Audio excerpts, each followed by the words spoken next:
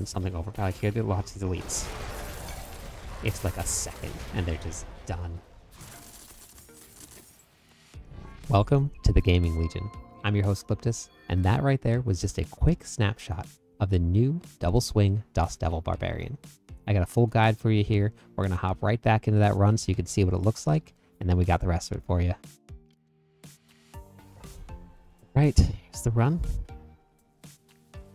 This build is a ton of fun. I'm very glad that I tried it out. This is actually the first time that I've played any thing with Double Swing before, and it is amazingly fun. And so are these elixirs right here. These holy bolts. Wow, talking's hard. They just like murder everything. So those things going off isn't even an artillery shot. So now we have a double artillery shot.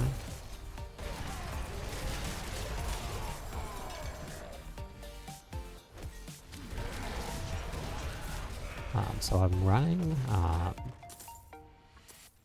a couple different things here for some extra movement speed.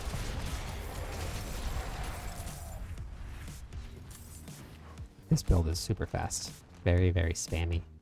Okay, we're gonna skip that for now. I shouldn't have done. Oh, wow. Gold.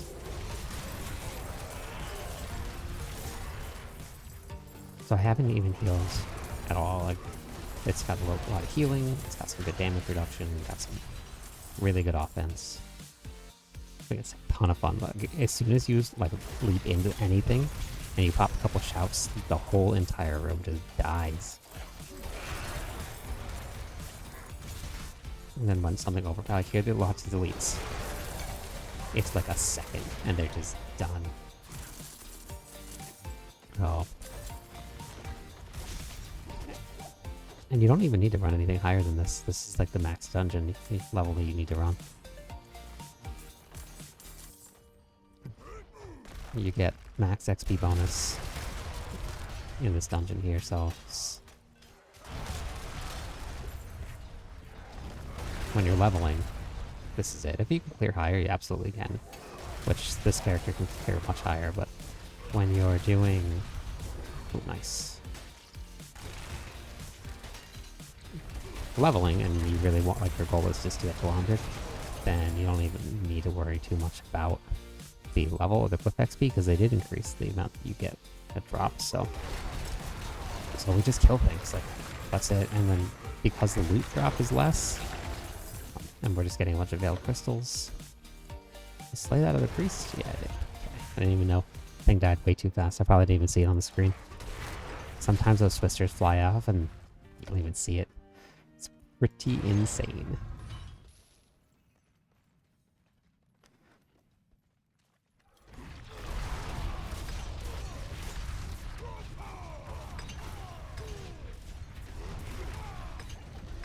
That's it. Normal 60 Nightmare Dungeon. And that is just the max that we need to do. So it wasn't even like we did this because we couldn't do any higher. But speed is the name of the game when you're trying to get to 100. So we'll meet back up in the training grounds and we'll go over the gear, the setup, skill board, all of that stuff. Okay, so because this is a leveling build here, I want to go over some of the changes that I just made real fast. When I did that run, I didn't have Lunging Strike on. But when you start this, you definitely want to use Lunging Strike. So I put points up into Lunging Strike causes berserking. But we can also go with Bleed, because you're actually going, when you go into the Paragon board, you're going to get cooldown reduction from killing bleeding enemies. So this is also a really, really good option here. So you can swap these two around depending on which feels better. We max out Double Swing because this is where most of our damage is coming from, along with your Dust Devils, which are still insane. And we'll go over why later. Went all the way down to Double Swing makes enemies vulnerable. You got a couple different ways of getting vulnerable when we get to the Paragon board, but I stuck with this here. 3 points into your movement or your max life here. If you wanted to and you're feeling a little squishy, you could always run something like Challenging Shout. Or you can do something like Raid Leader so that your shouts heal you.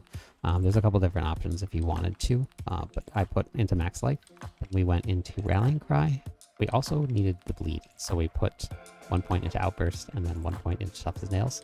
Again, like I said, eventually we're going to be getting cooldown reduction from bleeding enemies, so this is where we're going to get a lot of our bleed damage from. It also gives you the options for aspects that can give you damage reduction from bleeding enemies. We went into Warcry. This one went down into Power Warcry, but we're going to get Fortify from another area, so you don't really need to go into this. Your shout uptime is super important, so we went into Booming Voice. I can never go with that movement speed, and my character is very, very, very slow right now since my tempering isn't exactly where I want it to be. So I went into movement speed here, 3 points, but that also can be moved around again, like if you wanted to get Guttural Yell, because then you get that additional 12% damage reduction too. So that is an option too if you got double movement speed on an amulet or something. We went into Leap. This is just super fun movement skill. Leap has been around since Diablo 2, and I loved playing a Leap Barbarian then. It's just as fun now. So we only put 1 point into here, but let's say you wanted to reduce this cooldown a little bit, which we have ways of doing too. You always could just like take points out of movement speed, and then you reduce your cooldown of your leap too, but this is where I like to keep it. We went down all the way through. Leap generates Fury if you damage at least one enemy. So in the very beginning, when you're running low on Fury, this is a really great source. Later on, this might not be necessary, so you could always just go with this for a little bit more CC if you needed to. Aggressive Resistance. This one, I actually think that once I start getting into higher levels of the pit, we will eventually need the damage reduction, because it is very hard to come by now. 3 points into Brawling, because our leap is a brawling skill. So every time that we leap, we gain Berserking for 3 seconds. So we want to have as much uptime on Berserking as we possibly can. While you're Berserking, your Fury generation is increased by 18%, and we're going to stack Fury generation because we need to get as many Dust Devils out as we can. Hit Fighter. So this is going to give us some damage reduction from distant, and is also going to give us extra damage from close enemies. Thick-Skinned, we just put 1 point here, and like I said, we're going to be getting Fortify from somewhere else, so we don't need to worry about Fortify here. But while we are fortified, we're going to do 12% X more damage when we're over 50%. Ideally, with the amount of healing and stuff that we have in this build and the tankiness that we want to have, we're going to be over 50% life most of the time. Additional damage reduction while fortified, and they also buff fortified damage reduction from 10 to 15%, if you see right on the bottom of that toolbar right there. Moving on down.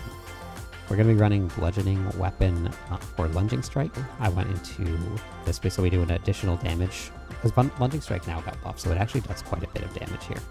And then Concussion. While using a Bludgeoning Weapon, you have a 100% chance to stun enemies for 3 seconds, or up to 150% chance using a two-handed weapon. If we put Lunging Strike with a Bludgeoning Weapon, and we also put Leap with a Bludgeoning Weapon, every single time that we leap into a group of monsters, we have a 100% chance to stun them for 3 seconds. If you saw how fast we killed elites in that run, that 3 seconds is more than enough time to just kill everything. So this is really, really great, and we're getting a lot of these ranks here from tempering, and we'll go over that later. Just 1 point here, and this is actually a great setup depending on where you want your build to go. We can, if you, let's say you have enough movement speed, you take this out here, you can go into Invigorating Fury, because we're going to be spending as much Fury as possible to create as much Dust Devils as possible. So if we go 3 points in here, 1600 life every time we spend 100 Fury is a ton, and you're going to really, really notice it. So that isn't always an option there too. We could be running Furious Impulse, but it's not really a weapon swap build, so we're not going to really be focused on that too much. Obviously, we're going to go Wrath of Berserker all the way down. The key passive, we're doing Unconstrained. We're not really relying super heavily on the core skill damage from Double Swing. We're relying on Double Swing for the Dust Devils. Double Swing does hit hard, but we definitely don't want to run this, because it's only going to give us increased damage for 4. When you're running Unconstrained, you increase Berserking's maximum duration by 5 seconds, which is huge, and increases its damage bonus to 100%. So what that means is if you look right below the refund cost, Berserking grants 25% increased damage and 15% increased movement speed. When we take Unconstrained, 25% goes to 100%, so we're getting 100% damage. So it is a very big buff, and you really do notice the damage when you gain Berserking. So we gain Berserking from Wrath of the Berserker. We're going to be gaining Berserking from Warcry here. So every time that you Warcry, it gives Berserking for 4 seconds. We're going to be gaining it from, depending on which way you went, Lunging Strike. So there is a ton of ways to gain Berserking. We have Brawling skills, right? So every time we leap, we gain Berserking too. So that's why Unconstrained has such a huge importance on what we take here. So that's the skill tree. Now we're going to go over the Paragon board. Now this one here is not done, obviously, because I'm not 100 yet, but I wanted to get this out to kind of get you guys to level 80 at least, which is where a lot of people can take the builds that they want and either branch off into another build, try a different thing. I know Whirlwind is super strong, surprisingly, with Dust Devils though, only. Don't try and run Whirlwind without it, but so we're going to go over the progression of how I built the board. But I built it very linearly so that we didn't have to worry about going to which board and which one does what, because as you build a board, the further out you go, these nodes become more expensive. So if you take the board over here on this side over a board on this side, you might not unlock these. It's super important that as you go out, the nodes that mean the least get the closest spot. So obviously our gear is not maxed out. We're missing a lot of stats, and a lot of these nodes will unlock. But we're going to start with your starter board here. And my glyphs are not 15 yet, so a lot of these won't be unlocked until we start running some nightmare dungeons. So you're going to see things that say that the requirements are not met. But as you level up your glyphs, you'll take those different nodes. So depending on which way you want to run this starter board has a lot of options here. You can run something like Exploit here, which is actually a really, really good option, because anytime you hit something, they become vulnerable. So when your Dust Devils fly out, every time they hit something, those enemies now become vulnerable, and then you get that additional damage while your Dust Devils are running through them. So this is probably where I'm going to end up running with, I was just messing around and moving some nodes around a little bit. But we just are taking the very bare minimum requirements so that we could build a very big board and get as many multiplicative multipliers as we could. So I went up the offensive side because the armor cap was reduced. You don't need to go into any armor nodes at all. I'm well over armor capped. I'm sitting at 13,000 and it's at 9,000. I have juggernauts on, so I can move a couple of things around and get down closer to the cap. But you don't need to take any armor nodes whatsoever when you're looking at a Paragon board. So going back up to the next one here, in the Warbringer node. So this is where we're going to get our Fury, or our Fortify from. The whole point of this build is to spend Fury as fast as possible. So in a build that we're designed to spend Fury, getting Fortify from your Fury spent is a great option. We went with Twister. We are going to buff the all living out of Dust Devils because they really are insane. Even though they supposedly got nerfed, it is very, very, very strong because you, and I'll show you why, but you can increase the damage so much that they made up for having it be less by adding more damage. I did go down into Resistance All, and then it also increases Dust Devil damage because it's a strong node, but this would do the same thing here. And then we took some of the Max Fury nodes so that we have a ton of Fury to spend. So our next board, Blood Rage. So when you're doing this board here, this was changed in this season. This used to scale up infinitely. As much damage at Berserking that you could get, it would stack here. Now, it only goes up to 30% multiplier. So you don't want to stack this more than 30%. So if I take these damageable Berserking nodes out, well, that was actually duration, but if I take these out and it's still at 30%, I'm wasting Paragon points. So this is something that I'm going to refine with this build as we go, right? But I also have a ton of damage while berserking on my weapons.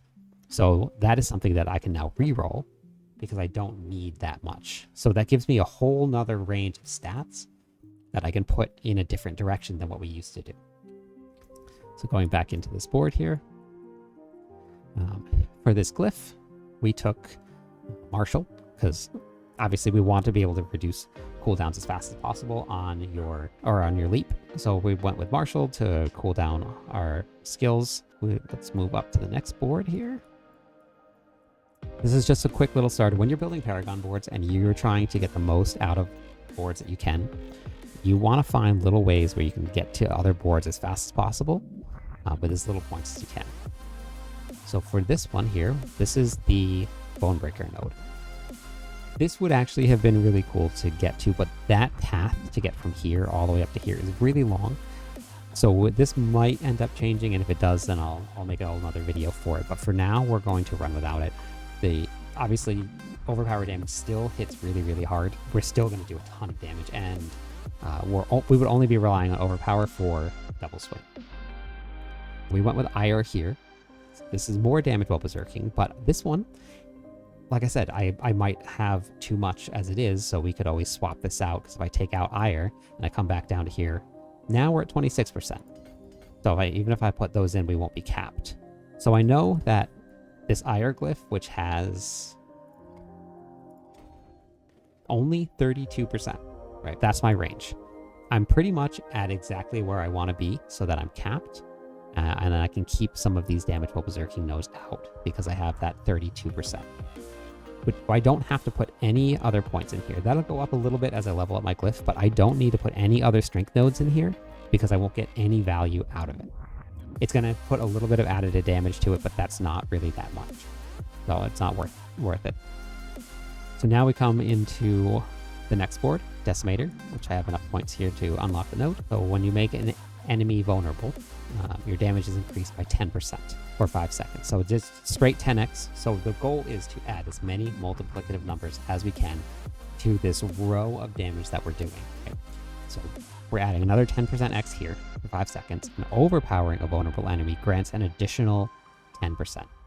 So this is where it would be kind of fun to mess around a little bit with overpower, just to see what we could pull out of it, because we would get 20x there.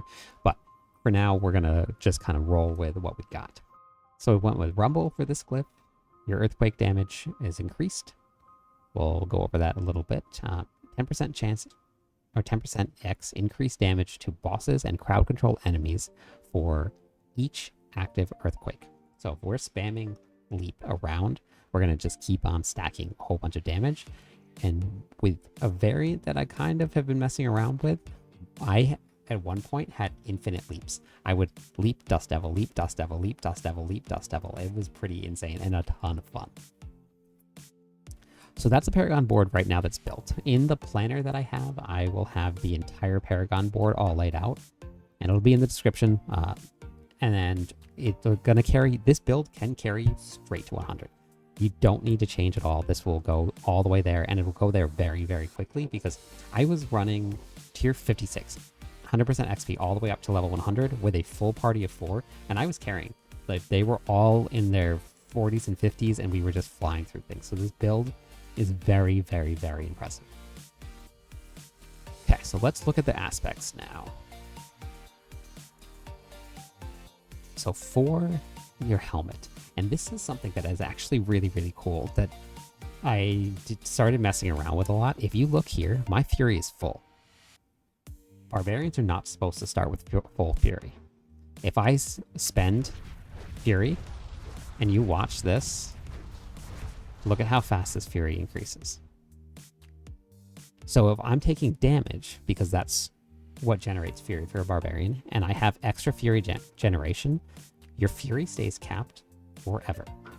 And we do a lot of this because I started adding in these slots with the Fury per second. This allows me right now, with the current state of my gear, to not run a basic generator. So I don't actually need to run Lunging Strike. So what did I do? I ended up taking and messing around with, which is actually a ton of fun, putting Charge in. So I took 2 points out of my life, I went down to here. I took 1 point out of lunging strike and I put charge on. So charge is another brawling skill. Why is that important? We gain berserking when we use brawling skill here. So now that gives me 2 brawling skills to use. We can also put a bludgeoning weapon on our charge, which works in conjunction with concussion. So now every time we charge, 3 seconds stun, and every time we leap, 3 seconds stun. And then every time we do that, we are berserking, which is generating an additional 18% fury. So that's why I ended up going with this. I did mess around with putting Whirlwind on and doing like a Hoda Whirlwind variation with Dust Devils. It was fun. It felt a little clunky. I probably could refine it, but I ended up settling with this here. If you're feeling a little squishy, you can always, when you have enough generation here, you can always take these off and put your points into Challenging Shell. So this way you can get yourself some damage reduction here if you want to. But for now, for what we're running when we're leveling, you put into charge and you fly. You charge and then you leap, and then you charge and then you leap, because they both cool down so quickly with how this build's set up. Back to the gear. Strength is great. Max life could be replaced there. This was a great affix. Strength is a huge damage modifier because it's your main stat. We went with your fury per second and then lucky hit chance here. The resistances that we have are maxed. So I took cold damage here, which but cold damage really isn't overcap. We're just over, we're 9% over, which is great. For the armor, another 4 fury per second. Again, this one we probably could do max life onto. I went with the resistances to all. I went with poison resist also. Probably would, if I didn't have to reroll the fury per second, would have rather had max life on here. We went with concussion because we're stacking as much of that concussion as we can, because that gives us that extra 100%. And there's not a ton else out there that's really a great option, but there will be for other builds. But for this one here, this was awesome. I have Twin Strikes on. I'm not 100% sold on it yet, but because, and please don't make this mistake, the salvage all button does everything. All of your legendaries, all of your uniques, all of it. And I accidentally salvaged my gloves, so I'm looking for a new pair of gloves. Okay, I was just put these on to try this out. Now the thought process is every 4 times you hit double swing, which you're casting double swing as fast as you can, your double swings will cast 2 additional times. Casting Dust Devils every time we cast double swing, so I wanted to mess around with seeing is those 2, are we casting 4 tornadoes? So that was just the thought process behind this. I went with Undying here because I wasn't running Lunging Strike, so I wouldn't have Might. But if you run Lunging Strike, put Might on, because it's basically like adding a mini Shaco, and you're always going to be lunging. So it's using a basic strike. You'll always have that 20% damage reduction. I went with Juggernaut here, which eventually I probably will reroll something to give me a little bit of armor so I can take that off and replace it with something else. Maybe something like Numbing Wrath just to get a little extra fortify quickly, but I don't think it's super necessary. Going down to our pants. Strength again, probably would have liked, again, that impairment reduction. I didn't want to spend too much, and since it's just starter gear, that could be max life. I got 2 resistances here just to get myself maxed out, and then we have concussion again. This is where, when we were looking at your Paragon points, when we were looking here, this glyph here, your earthquake damage. So this right here is your leap creates an earthquake that deals 5,173 physical damage over time. And then while you're standing in your earthquake, you gain 18% increased damage reduction, which is really, really good because, again, it's very hard to get damage reduction now. So if you can leap as much as you can, then you're going to have that 18% up a lot more often. Relentless Berserker is going to be on your boots. We have max life here, strength, and we have fury per second. Now that is actually pretty ideal for what I want. And I didn't roll any resistances on this. Now you have a couple options here. If you want to get that strength into movement speed, that's great. Or you can roll that leap cooldown reduction into movement speed as well. So, and then my concussion's only 1 out of 2. but you saw that we had 100% already, so. And then your Relentless Berserker, that just takes, every time we use a core skill, which is double swing, we have a up to a 30% chance to extend berserking, and then we're running extra lucky hit, so your berserking should, as long as there's a bunch of enemies, stay up the entire time. For the weapon here, we are running Fierce Winds. So your shouts skills create 3 Dust Devils, and this is huge. In that elite pack where I said watch this and we jumped in, as soon as I landed, I popped my shouts, everything died. Because those Dust Devils hit so hard, and we cast 6 shouts because or 6 Dust Devils because I used 2 shouts, and I double swing, so that they just flew out and everything died. It's a lot of fun to watch. Your Dust Devils are 34% bigger and deal 1% X increased damage for each of their size increase bonus. The size increase can go up to 100% on your tempering, and then anything else like the skill here adds to that. So you can get up to 140% size increase on the Dust Devils, which means that you're gaining 140% multiplicative damage on your Dust Devil damage here. That's really big with this. We also took on the weapon Strength, Max Life, Life on Hit. I could probably re-roll the Life on Hit for something else. It's not super necessary, but I do actually notice my life shooting back up. So it might not be a bad thing, because sometimes I don't even need to use a potion, which is good because my potions are always level 1 just because I like the challenge, and I'm a little crazy. But your life shoots up, and it goes really, really fast. So maybe having that life on hit isn't necessarily such a bad thing, but if you're not doing enough damage, or you want to add something else, that is an option too. Dust Devil damage. Now remember, we had already added Dust Devil damage from the aspect here, so we're adding 200 up to 231% more. And then we went with 104% damage reduction up to 121% damage while berserking. But you saw my node was just over. So this is actually really, really necessary to have this here. So that node was the Blood Rage node on the Paragon board. All right, looking at the other weapons. Because I have this here, I put Accelerating on my one-hander. You could run Limitless Rage here, and then you could put Accelerating on your gloves, and then you can swap those two around. It's just any way to add a little extra damage. And then a little extra attack speed, because we want to be able to switch back and forth as much as we can. And then attack as fast as we can. So for my one-handed weapons, we're running vulnerable damage, which you can run damage close, critical strike damage, whichever one it is. And then we have max strength, max life. So for this one, we went with Dust Devil damage again. We don't need to do the size, and we'll get to that when we get to the other weapons. I wanted damage while berserking, but now I actually didn't need it. So because we got that node maxed out and we have the Blood Rage node max, we can run something else. So on my next tempering weapon, this will probably change from Warcry or damage while berserking to something else. So the tempering adds so many unique things. This is just, it's so much fun to experiment with these builds. So a lot of these builds, like when I was running in the Season 3, they were relatively static. You found a build with the gear, and that was your gear, and those are the stats you tried to look for. This one, you have a lot of flexibility now. Next weapon, I took this one because great max life on it. I mean, you can't argue with 1300 life. More vulnerable damage and strength. Damage while berserking, which I do need. Now we went to Dust Devil size. We're not doing Dust Devil damage anymore. This isn't maxed out. I'm missing 7% here.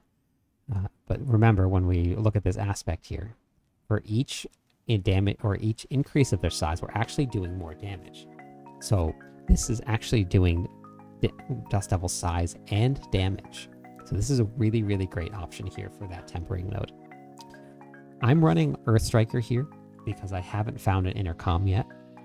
But I actually do not mind having Earth Striker because I'm running Bludgeoning on my leap, right? And then I'm running, because it's double swing, you have to run your dual wield. So I'm always swapping weapons. So eventually giving myself guaranteed overpowered is just an extra boost of damage. Next weapon, your sword. That's a lot of life on there, so I ran with that again. I didn't get what I wanted for the master working, but that's for another time. But we're running strength, life on hit. So between these two, right, I'm getting 40 and 34. So I'm getting like 70 life, 75 life, 74 life per hit. So, and Dust Devil hit a lot. Double swing hits very quickly. It's actually really nice, but I'm sure for endgame we're going to want something else that's going to be a lot more beneficial. But for leveling, it's been great. We went into damage while War Cry is active. So again, this one here is probably interchangeable with something now that my damage while berserking node is active. That's what I was shooting for, but I didn't actually get it, and I don't really need it. And I do have more. Actually, this one is done. So this was something that people were concerned about, is you find a great weapon or find a great item and you don't get the tempering rolls that you want on it, and then it's done. But we're going to find a lot of gear. This is not my endgame gear. This piece of gear, I'm going to trash. We are shooting for all three stats to be exactly what you want, and greater affixes, not this here. So if you hit an item that is decent and your tempering runs out, which you can see on the bottom right below the gold, the sell value, don't worry about it. Not until you get to endgame and you start finding those 2-3 greater affix items, that's when you really want to care about it. So let's look at the aspects. So we're running Devilish. After generating 100 Fury, your next direct damage creates 2 Dust Devils. Remember all of that damage or that Fury per second after generating 100 Fury. So we're not spending, right? So we're generating. We're going to be spending a lot with double swing because we want to be getting Fortify, right? So look at our Fortify going up on the bottom there. But we also want to be generating 100 Fury, and we're going to get more generation from our jewelry, and we get generation from War Cry, from Rallying Cry. So, and we're going to get generation from Wrath of Berserker. We want to generate this. When we take damage, we also generate Fury. So Dust Devils are going to start flying out a ton. All right, going into the jewelry. I found this, I wanted some lucky hit chance. So it was a greater affix on there with lucky hit chance. So I ended up rolling with this here. You have a ton of different options on here. I don't have any movement speed, so I can re-roll this for some movement speed, which I definitely really want. It had resistance all on it, so I left it on there just to make sure that my cap was over. Then I was actually rolling just because one of the tempering stats allows you to do any movement speed. It can give you regular movement speed, and it can give you something like leap cooldown. So I just put my tempering in there. This one still is 4 out of 5, so I can still re-roll that tempering. And you can double movement speed on here if you want, or just single movement speed. The resource generation. You have the option of also getting this right here, resource generation with dual wield weapons. That is your double swing. It also goes up to 17.5%, and this isn't even masterwork, so I haven't even upgraded that yet. When you look here, that resource generation only goes up to 10%. So what we're really looking for on your jewelry is, for this build, resource generation with dual wield weapons. So we're running a Wind Lasher here. Casting double swing creates a Dust Devil that deals damage. So that's why every time we cast double swing, we get a Dust Devil. Very, very important aspect. This is where I went with the endgame build that I'm mid-game build that I'm messing around with. You have the option here to put Bold Chieftain. Because I'm running charge, I ended up messing around with this. And this allows me to leap and charge, sometimes infinitely. It never stops. So running with Bear Clan Berserker is, if you're going to be running a build where you incorporate this many brawling skills, it's fun. I was leaping and charging and leaping and charging and leaping and charging just all over the place. And then you cast your shouts. Then you're killing enemies that are bleeding. So like all of your cooldowns are coming down. Like, it's super fun, super dynamic. So this one you can interchange with Bold Chieftain, or if you want to get your shouts up more often, which do a ton of damage, which is weird saying that your shouts do damage, but your shouts do a ton of damage.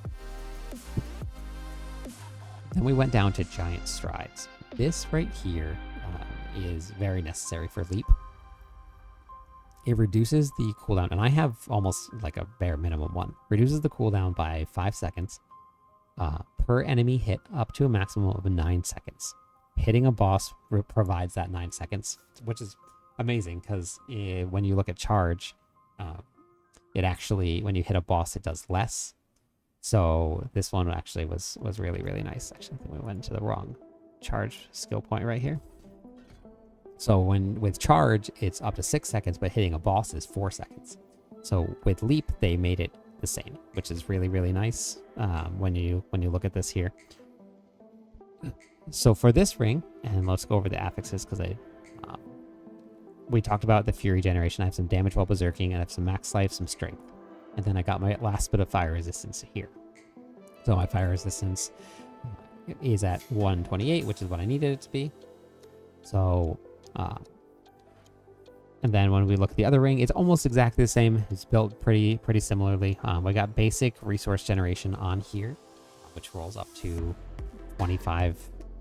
But so that is kind of how we built this build. Okay? We want to generate as much resources as we can, so that we're casting extra Dust Devils as much as we can. With your devilish aspect here.